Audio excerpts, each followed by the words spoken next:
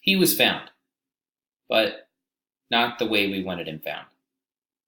I helped a family move their mom and dad to Virginia into one of my retirement communities from Wisconsin.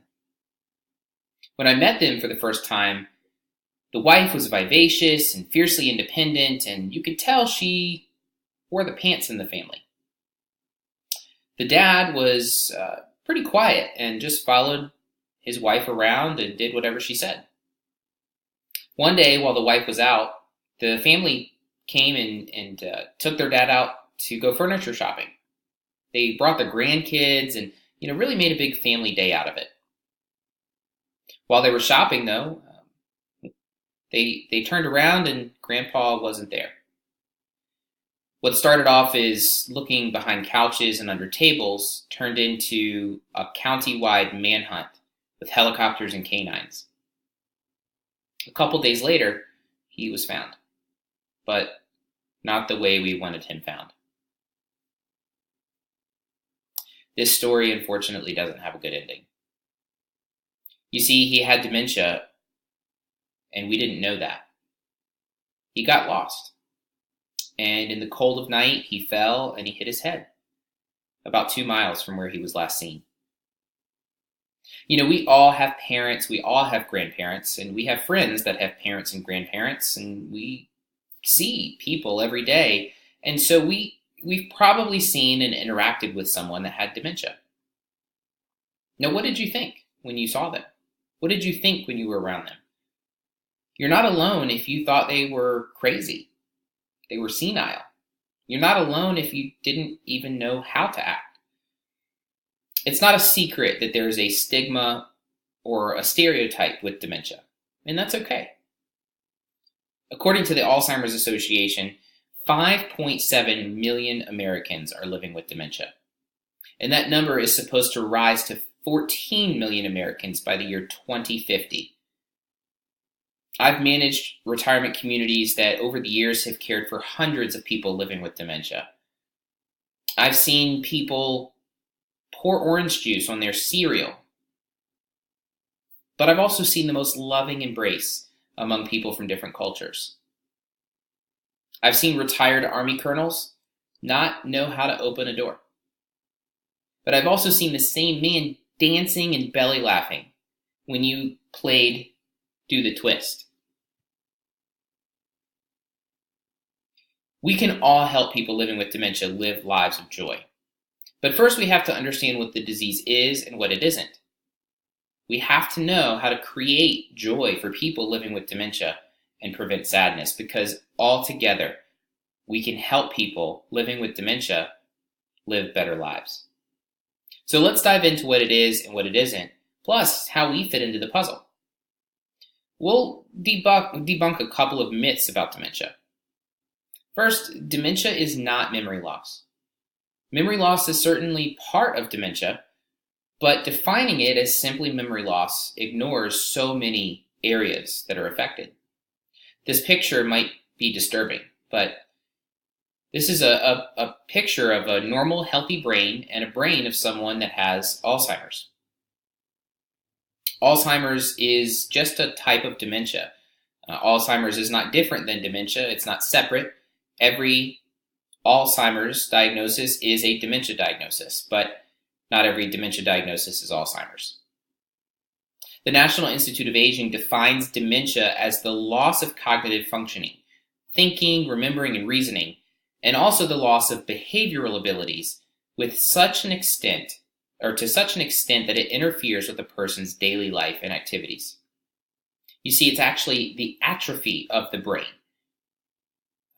not just memory loss. People living with dementia also are not crazy. They're human, just like you and just like me, with emotional needs and desires and a need to belong. One of my mentors in dementia research, Dr. Patrick Doyle, teaches that people with dementia need person-centered approaches rather than clinical ones for this very reason. Dementia affects executive functioning, decision-making, processing skills, reasoning, and, of course, memory.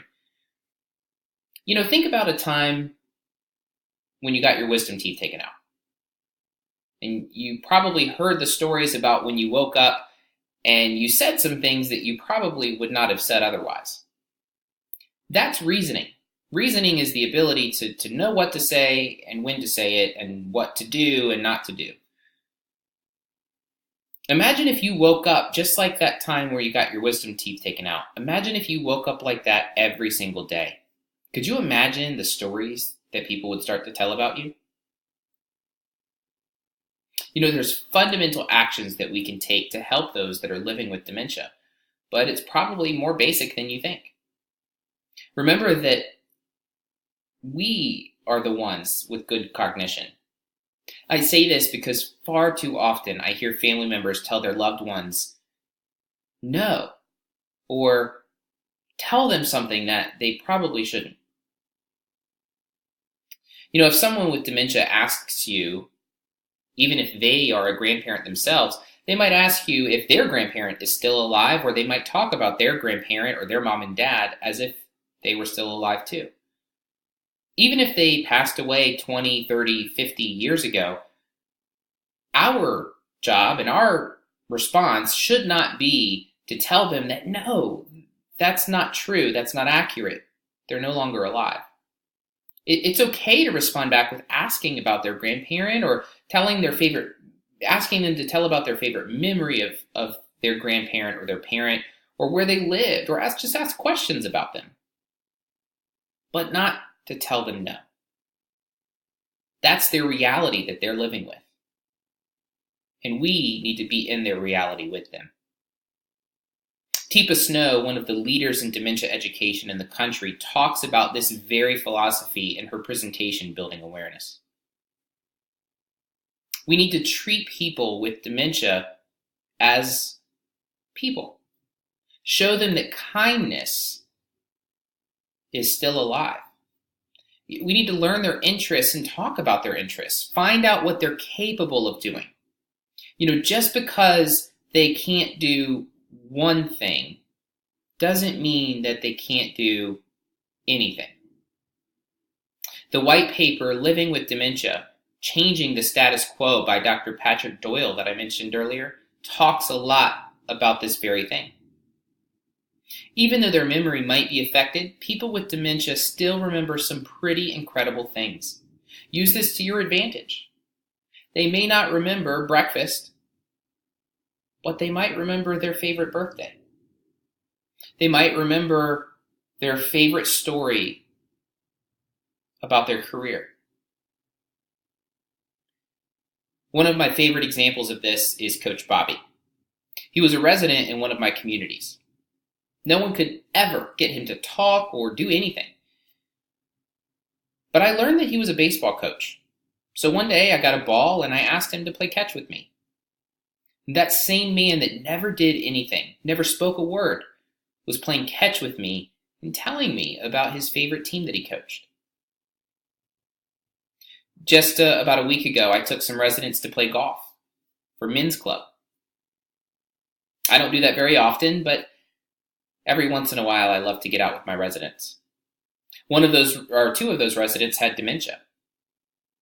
And boy, was it a struggle getting them all set up, getting the balls, their clubs. But when we got on that tee box, I tell you, one of those residents that had dementia, who struggled the most, hit the ball the best. So in conclusion, if we have a better understanding for what dementia is and what it isn't, plus put into practice that people living with dementia have emotional and physical needs just like you and I, we can all help people living with dementia live lives of joy and live a better life. Dementia can be detrimental. It can fracture relationships and cause irreparable pain. But we can fight to help those living with dementia live a better today, even if they don't remember yesterday.